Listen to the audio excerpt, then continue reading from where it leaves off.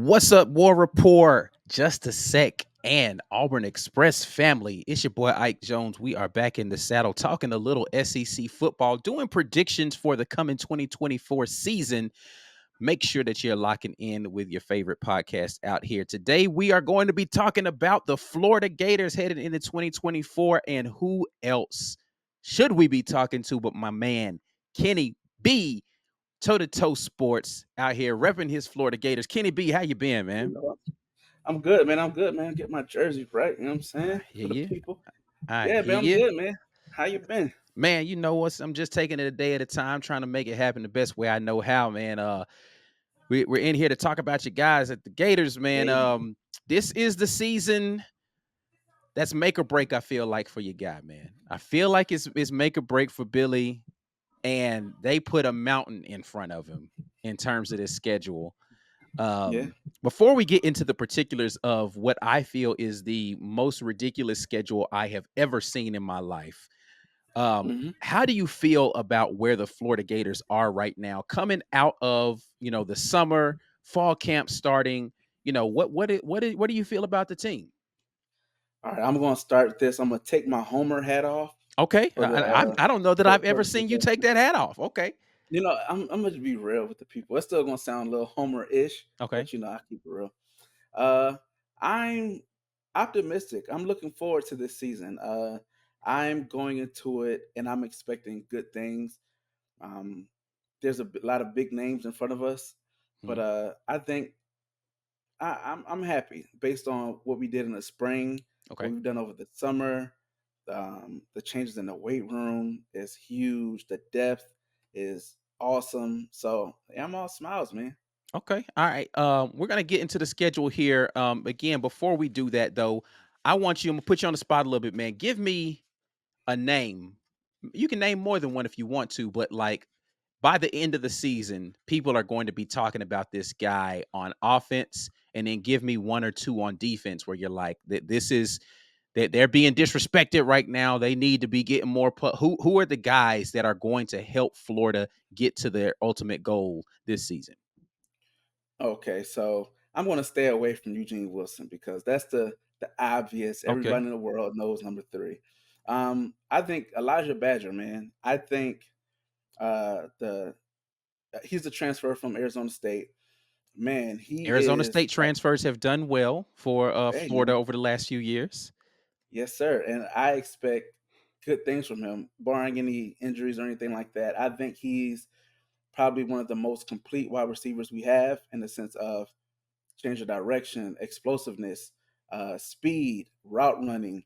He's a do it all type of guy. And so to have him on the opposite side or right next to Eugene Wilson is going to be huge. I think we're going to see him step up huge. And people are going to be like, where did he come from?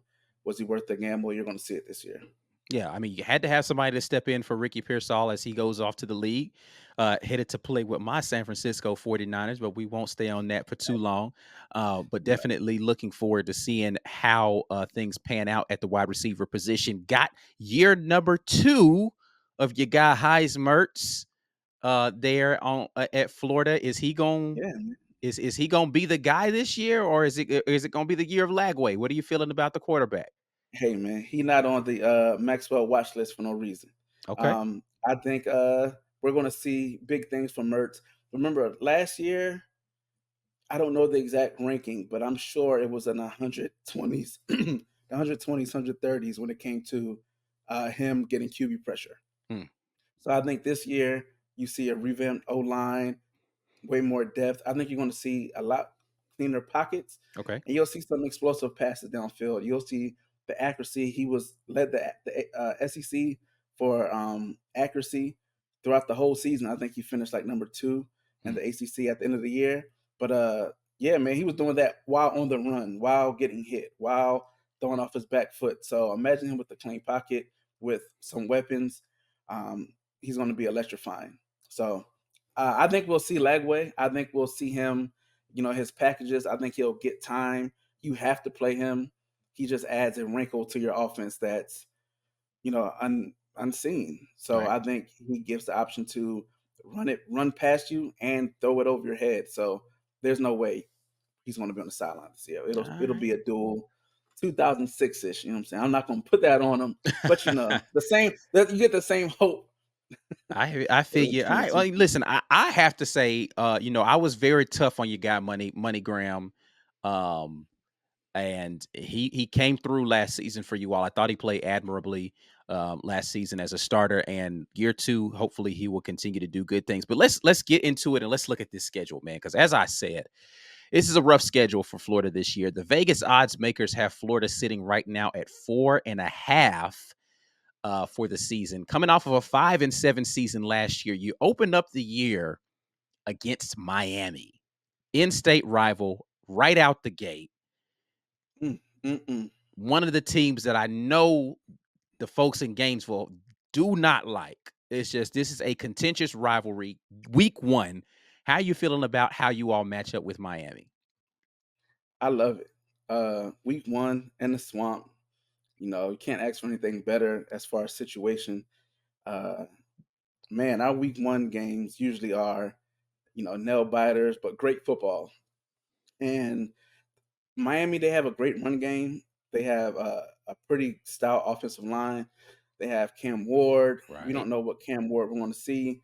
We don't know if he's going to look like Lamar Jackson back there, or he's going to look like Tyler Van Dyke with Mm, legs. Like we have no idea what he's going to look like. So I think they're going to lean heavy on the run, and I think we're primed for it, man. I think that'll be one of the strengths of our defense this year is stopping the run. okay. We have so much depth on the defensive line and the linebacker room that our front seven, 6, 7, legit, man. So I'm looking forward to it. I don't think those guys can run with our guys on their defensive end. They can't. They have Ruben Bain, who is awesome defensive end. Can't say anything bad about the guy. But they're gonna need more than that.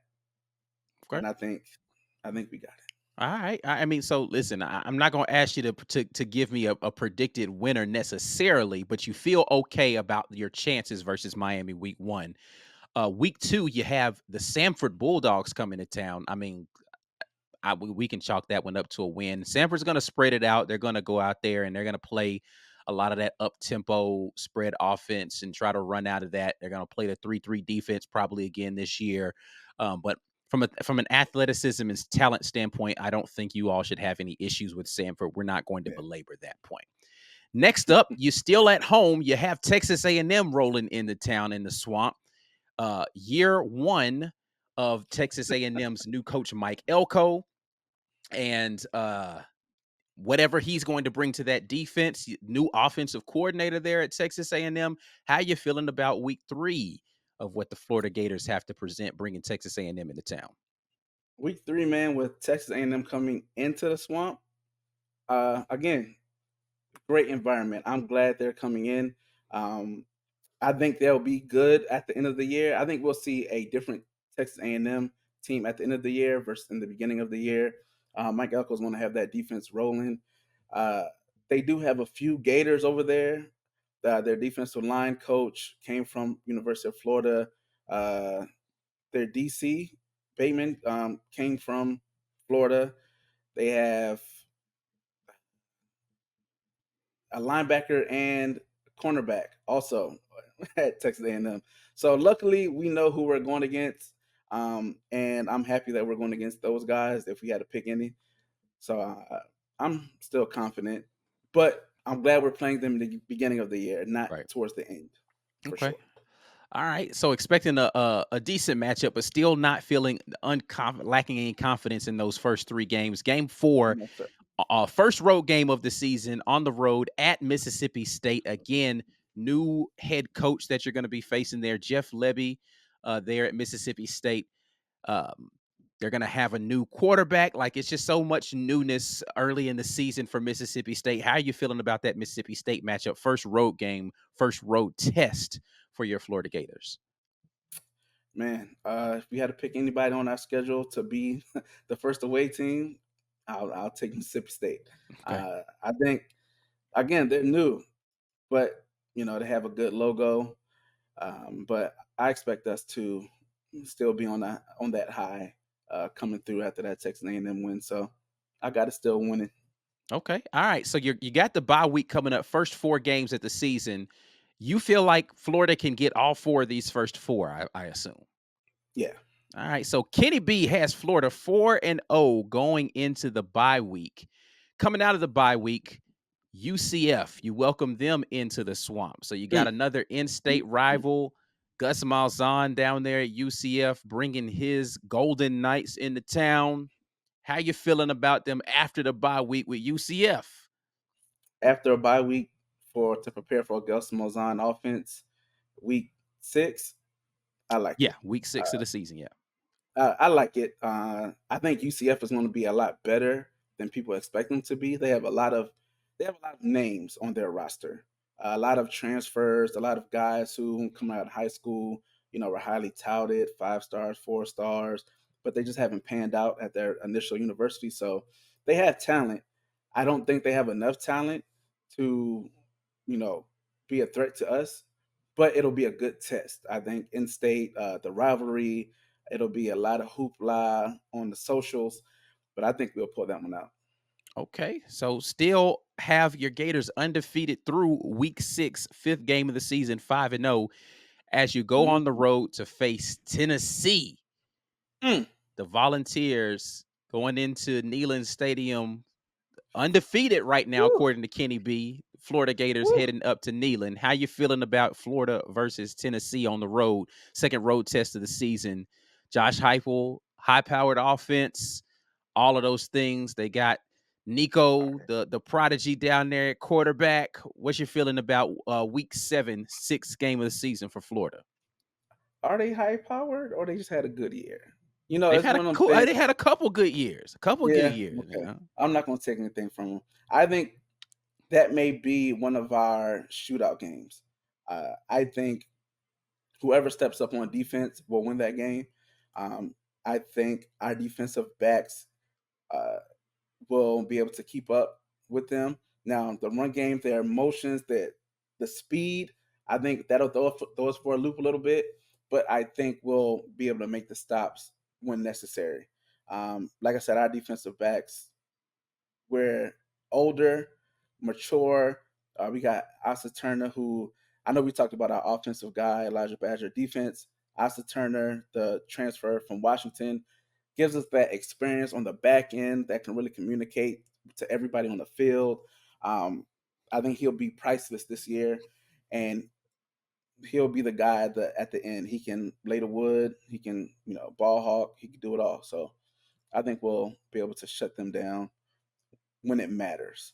But okay. it'll be a high game. I think it'll be a like a 30 something, 37, 40, 40. Like it's Mm. gonna be a high scoring game. So you're feeling like Kentucky, oh, excuse me, not Kentucky, but Florida this year. I'm looking ahead on the schedule. You feel like Mhm. Florida this year is going to be an offense that can put up points a lot better than last year's team. Yes. So with the co OC Russ Callaway, he's bringing a more spread offense, passing regiment to the team, which is going to open up a lot, I think, for our guys. Running wise, I mean, we had a pretty bad O line last year, and we had 800, almost 900-yard rushers. We almost had 1,000-yard receiver, and that's when we played super compact. I hate that super compact formation 24/7. We got guys, Eugene Wilson, spread it out. When we went spread against teams when we needed to, we scored. We did great against the UGAs, against the South Carolinas. Though we showed that we could move the ball, and so I think having that formula and our offense on a regular basis is going to do some magic this year. Okay. All right. Liking the chances still against Tennessee. I'm gonna put that as a push game for you. You didn't definitely say you're gonna win, but we'll put it as a push. But if everything pans out the way that you think, you're already above the Vegas odds going into week 8, seventh game of the season versus Kentucky, who is coming to play a game that is always weird every season for you guys. Always. How you feeling about week 8 versus Kentucky? Kentucky is the game I tell people. I don't care how good we are, how bad they are. For some reason, it just ends up one of those games, man. Um, I think we found the formula at the end of the game the second half of last season, that first half was just like they just got out on us. It was crazy. And I think we are prepared on the back end now and in the up front to be able to stand with those guys. I think we'll win. It may be like a 3-point win. Hmm. So it's one of those push games just out of respect of the history of that game. I have us winning, but I have us what's that? Whew, God, somebody made a play. Thank God. Okay. All right. Next week is a bye week, so you get a little rest before you get on the road to the perennial powerhouse from the old SEC, defunct SEC East now, Georgia Bulldogs. You're heading to Sanford Stadium. How you feeling coming off of that bye week going to play Georgia? I think we'll be high. I have us undefeated going into there. Mm. Maybe one loss to either Kentucky or Tennessee, maybe. But man, uh, I hope for the best. But I'm not. I'm not going to disrespect UGA for the depth of what they have. They're bringing back the same offense. They have elephant in the room. Our running back, Trevor Etienne. Right. Um, the emotions are going to be through the roof. There's already bulletin board material. Shout out to Cam Jackson who provided it. So I'm sure both teams have that game scheduled and circled on their calendar. So I have us losing that game, but I have us losing if you could lose with like dignity type Right. thing, like like it's one of those It's games that's still like, gonna be man, competitive, but you don't feel like yeah, they're gonna like get blown out, but it's gonna be competitive. Got it. yeah, like you don't want to lose by like 27. It's like, man, we lost by 10. Like they Right. kicked the last minute field goal type thing. Okay. So I have us All losing, right. being real. All right. Next game on the road again. Newcomer to the SEC, you are headed out to Austin to play the Texas Longhorns. How you feeling about this matchup? High-powered Uh, Steve Sarkisian offense are they humming at this point in the season? Quinn Ewers, all of those wide receivers they got running around out there. How you feeling about your Gators versus Texas? they're gonna be humming like a 90 or an 87 Hemi in there. So it's they're gonna be I've been a fan of Sarkeesian's offense for the longest, so that can't change overnight. I think they just have the speed, the O line, they have the running back, shout out to Cedric Baxter, and they're stable. They've been getting the number one running back for like what 2 3 years now, at least the number one running back on our board. So I have us losing that one. I think their offense is just too strong. Like I have them going to like probably winning the national championship if Mm, they stay healthy. If Quinn stays healthy, I've been giving him his praise since before they came to SEC. So I can't be faking and stop it now. So I okay. have us going taking the L. All right. Next up, week 12, LSU comes to town. The Gators versus the Bengal Tigers from Louisiana State. How you feeling about your matchup there? I'm feeling good this year. I'm Okay. feeling good. I know we say it every year. I know we've been saying it for a long time, but I do feel good this year. Uh, I think the quarterback change, I think the depth on the defensive line is taking a major hit based on who they lost. Of course, you got Harold Perkins, but him playing the edge primarily and not linebacker roaming around and playing edge is a detriment to him, but it's a benefit to a lot of other teams where you can just focus on him at one spot. So I'll take us over the Tigers at home. Mm, Emotional game. I think we'll, maybe take a pick six to the house to close it out like we usually do back in the day. So I have us winning against LSU. okay. All right. Next up, very hyped team in the SEC this season, the Ole Miss Rebels coming into the swamp. Jackson Dart, Lane Kiffin, and his offense. All of the weapons they brought in, transfer portal, XYZ. How you feeling about Ole Miss versus your Florida Gators at home? I hate it. I hate it because Kiffin gets on my nerves. But man, I love him as an OC, man. If he would have came as an OC, love him.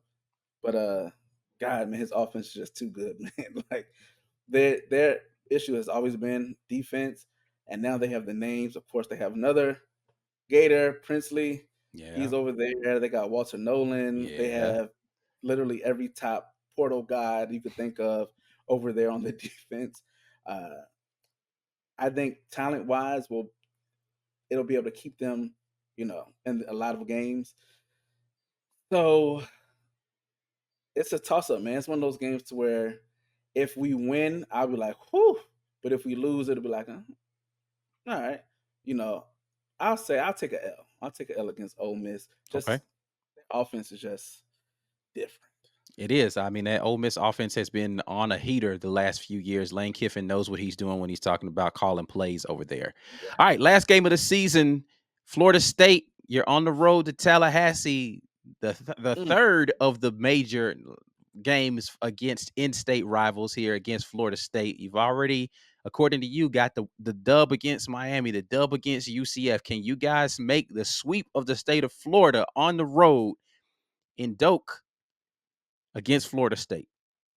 What Florida State do and UCF? Give us our rings, baby, state champs. Mm. Yeah, man. I think we beat FSU. They I have no respect for FSU. Same as for Miami. Um, I don't have anybody good to talk about at Florida State.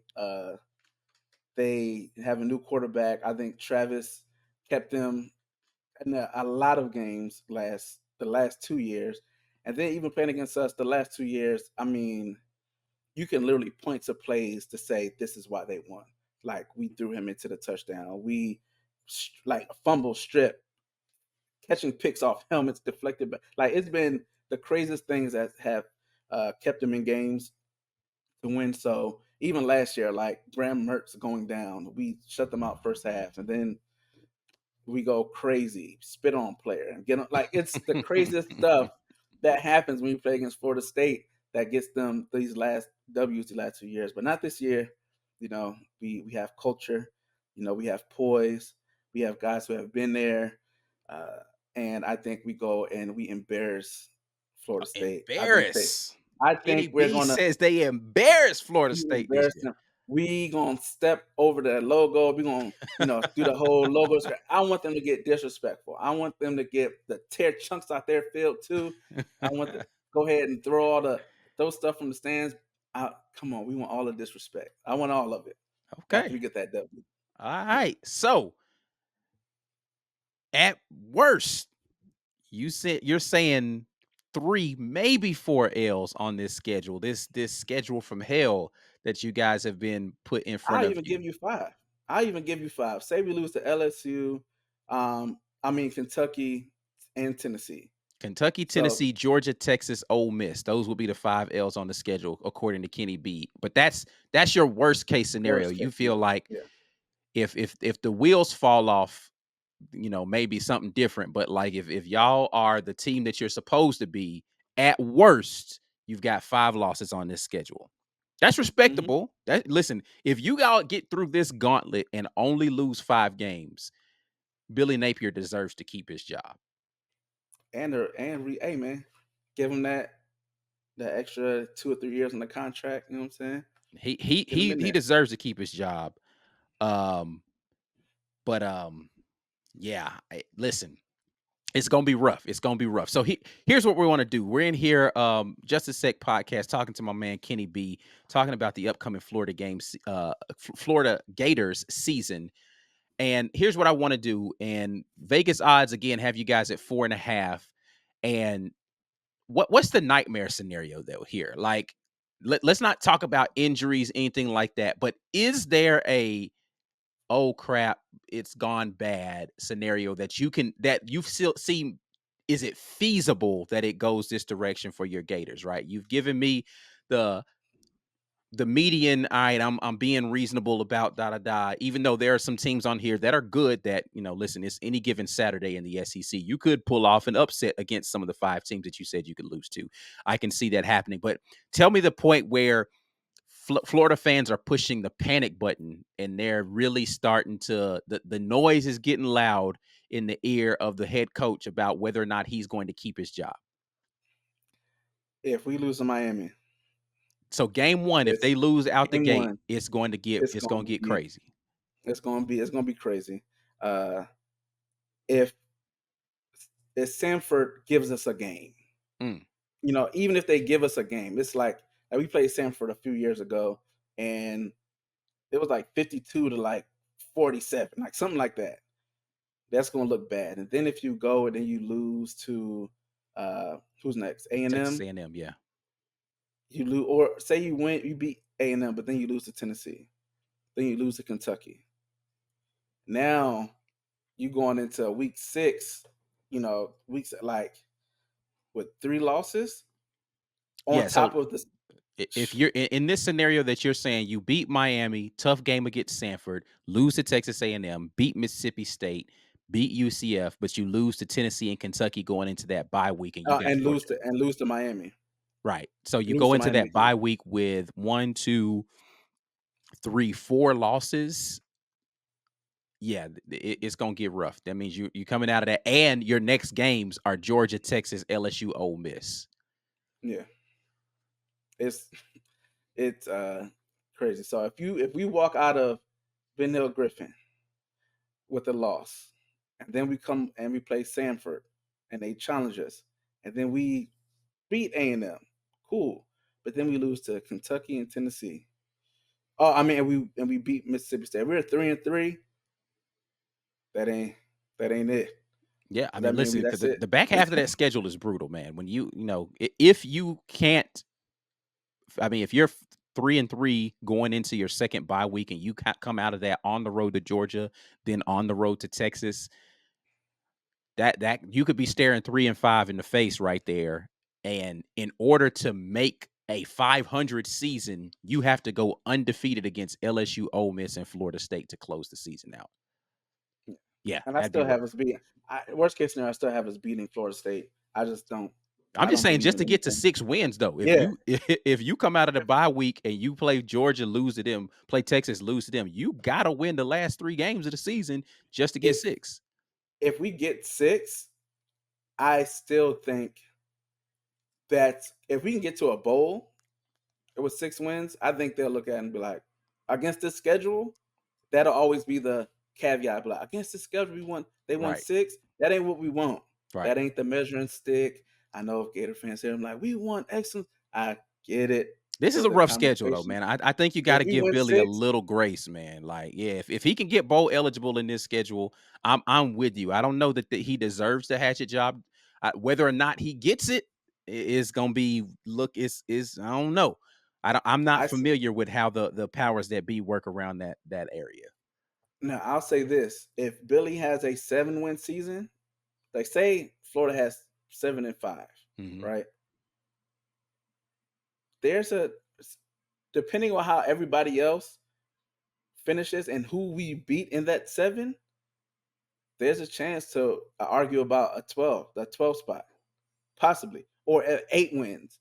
If we have Yeah, I about to eight say I think you wins, have to get at least to 8 wins if we to make get the to 8, playoff. Yeah, depending on if it's one of those years to where everybody like UGA lose 1 or 2, right. Ohio State lose 1 or 2, Bama lose one, like everybody's like losing some. Yeah. I think that, and we beat a UGA and like we surprised some folk.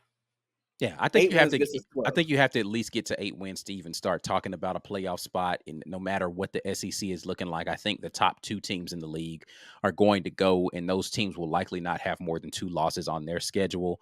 Um, a third team from the league will probably be a 3 or 4 loss team. So you need to be a 3 or 4 loss team to be in that conversation, in my opinion. But to your point, going through that gauntlet and only losing 3 or 4 will put you in a different kind of consideration. So I wouldn't rule them out if they only lose 4 games, but the task or the road ahead to get to only 4 losses out of this, again, you've got, by your own admission, Florida, Texas, Ole Miss as very difficult outs, right? And Yeah, so that means you only are afforded one other mistake for the remainder of the season to even get yeah, there. So yeah. it's gonna be And rough. It's gonna be rough for your Gators. I'm not gonna hold you.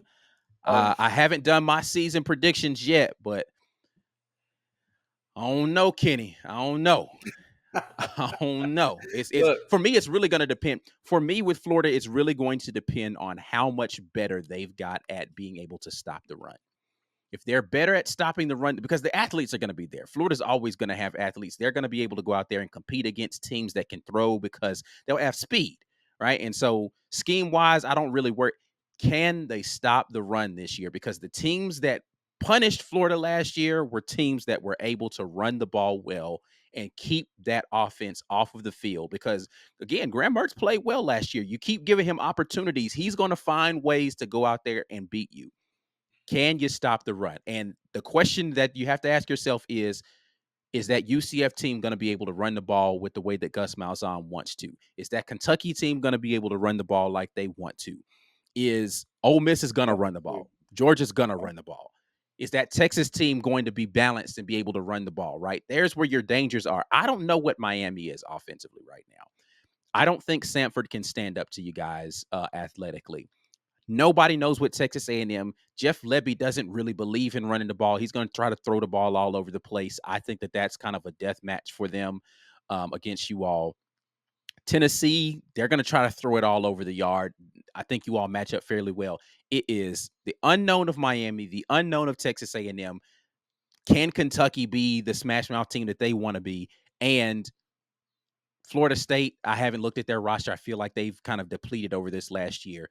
Those are the teams where I'm like, I don't know what to expect from them. So I don't I know mean, how to tell you Miami how you're going to match up with those teams. Miami has citizens from last. It's not citizens. The big Trevante running back. Citizen, yeah, yeah, Yeah, him, and then they got the kid from Oregon State.